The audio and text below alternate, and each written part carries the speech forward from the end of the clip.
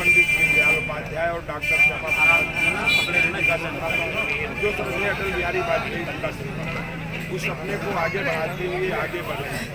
रही हॉस्पिटल की बात, हमने ये प्रयास किया था कि हॉस्पिटल पे यहाँ पे इस जगह पे बच्चा या और कुछ बन जाए, इसको मैंने डीएम से कहा भी था और आप लोगों की जानकारी में डीएम आए भी थे यहाँ पे, लेकिन वहाँ कुछ कोर्ट का ऐसा करके कुछ मामला चल रहा था। फिर बाद में कोरोना काल आ गया, तो इस नाते कोरोना काल होने के कारण हम जो हमें करना था वो नहीं कर पाए।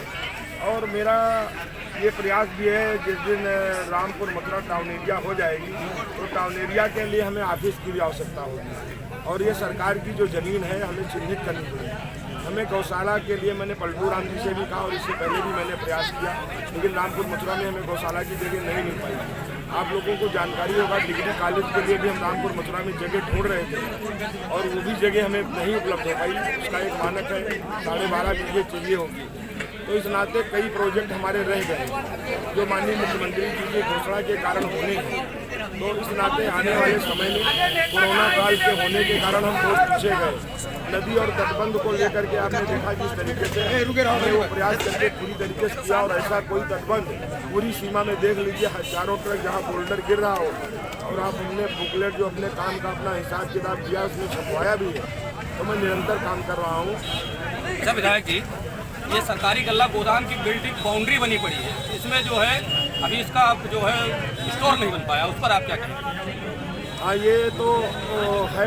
हालांकि हमने देखे कि जो आपने देखा होगा समाजवादी पार्टी की सरकार में हम लोग निरंतर एक नारा देते थे, हर महीने हर दूसरे महीने तहसील और डीएम का घेराव करते थे, खा गए राशन पी गए थे।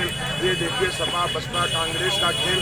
आज 5 साल हुआ है, कोई एक ही व्यक्ति आज दूसरे विपक्षी दल का जा करके कभी किसी ने गल्ले को लेकर के धारणा नहीं किया, लेकिन आज गोदाम किराए का है और इसके लिए मैं जरूर कोरोना काल होने के कारण हम जितना ये व्यवस्था करना था नहीं कर पाए, इसको हम आने वाले समय में बहुत जल्दी इसको बनवा। अच्छा विधायक जी, एक हमारे तुलसीपुर खरिका गांव में महिला थाने की जमीन आरक्षित पड़ी है, उस पर आप क्या कहेंगे? अब तक क्यों नहीं मिल पाया? अब देखिए, जो महिला थाने की है, अब चूँकि अभी ये जो रामपुर मथुरा थाना है आपका एकदम बॉर्डर का थाना है, और इस बॉर्डर के थाना होने के कारण अभी जो आबादी भी है, आबादी की भी दर से बहुत ज़्यादा नहीं है, लेकिन फिर भी महिला थाना होना चाहिए। हालांकि महिला हेल्पलाइन माननीय योगी जी ने हर थाने में पूरी तरीके से उन्होंने बनाया है, और आने वाले समय में वो भी उस पर जब जिस दिन हमारी टाउन एरिया हो जाएगी वो महिला थाना भी आपको अलग से मिल जाएगा।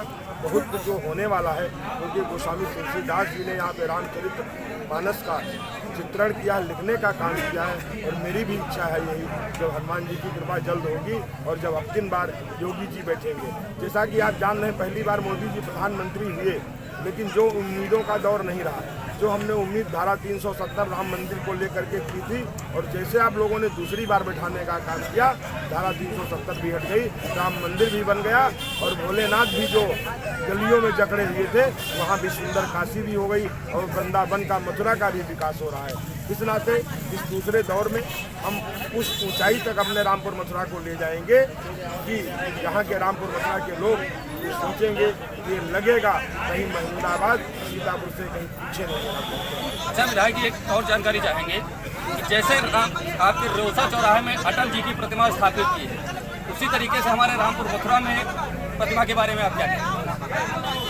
बिल्कुल सही बात है। मैं रामपुर मथुरा में भी भगवान गोस्वामी तुलसीदास जी की प्रतिमा लगाने को हमारा है और लगाएंगे भी। और अभी हमारे बाबूराम निषाद जी आए थे, बीच में हमारी बैठकें हुई थी बासुड़ा घाट पे।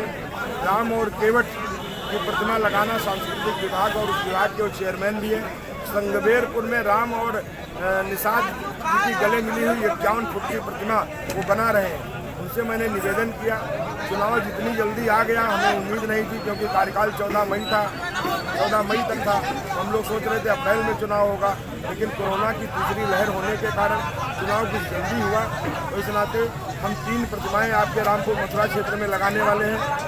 एक केवट और प्रभुराम की बासुड़ा घाट के ऊपर, और पृथ्वीराज चौहान जी की प्रतिमा हमारे जो मानपुर बगस्ती की जगह एक जगह हमने चिन्हित किया है, वहाँ स्मृत वाटिका बना करके और वहाँ पे हम पृथ्वीराज चौहान की भी प्रतिमा लगा करके चौहान समाज के जो गौरव है पृथ्वीराज चौहान, उनके भी स्मृतिका बना करके लगाने का काम करेंगे। और रेउसा में भी जगह आरक्षित हो गई है, स्वर्गीय कल्याण सिंह जी की प्रतिमा लगेगी और पृथ्वीराज चौहान और कल्याण सिंह जी की प्रतिमा का हम ऑर्डर भी दे चुके हैं, जो जयपुर में बन रही है।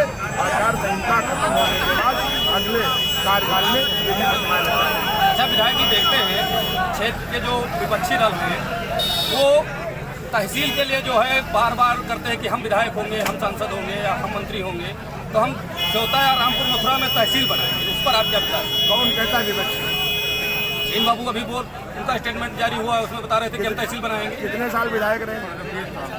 ये तो कितने साल विधायक रहे? 2 बार सरकार में 20 साल विधायक, 21 साल विधायक रहना, 2 बार सरकार में रहना, एक रोड नहीं बना पाए तो तहसील बनाएंगे?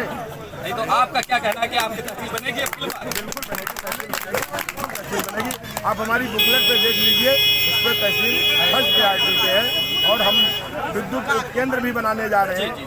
आपने उसमें भी, क्योंकि मैंने गांव-गांव तक बिजली पहुंचाने का काम किया है और उस बिजली के कारण अब लोड ज़्यादा है, लाइट लोगों को डिम मिल रही है, ट्रांसफार्मर फूक रहे हैं। इस नाते 2 उपकेंद्र, ये चूँकि कोरोना काल ने हमें पीछे कर दिया, नहीं तो ये भी माननीय मुख्यमंत्री जी से और ऊर्जा मंत्री जी से मेरी बात हो चुकी थी और ये भी कंप्लीट रखा हुआ है।